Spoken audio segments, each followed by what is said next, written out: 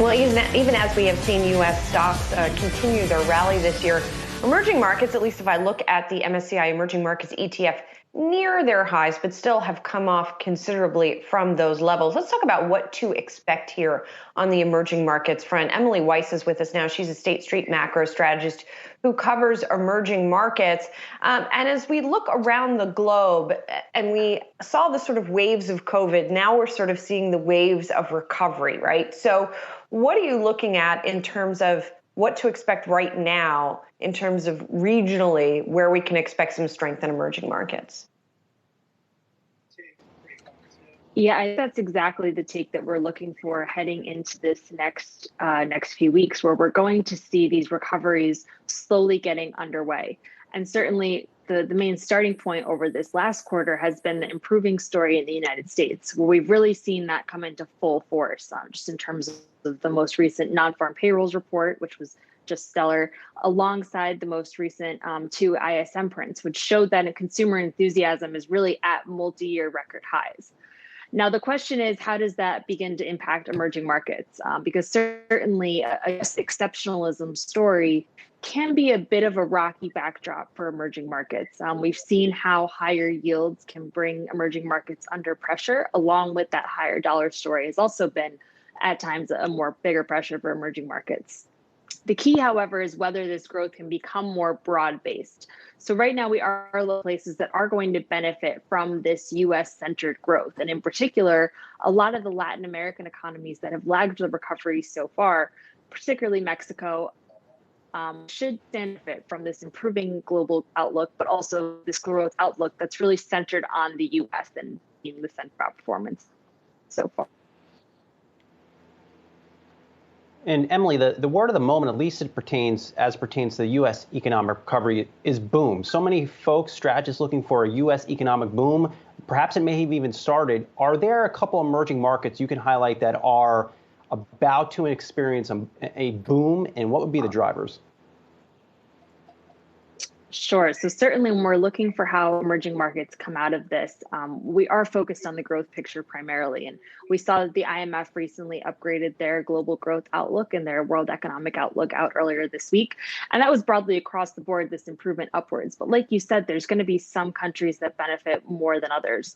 And in particular, what we're seeing now is this race to vaccinations is really getting underway in emerging markets. So certainly we know the vaccination rollout has gone well in the US and the UK. Europe has had a bit more issues, but still struggling along there. Really, though, many of the emerging market countries that have had the hardest time with COVID, I'm thinking of the likes of, unfortunately, Brazil, South Africa, Colombia, all of those have still had a pretty slow rollout so far.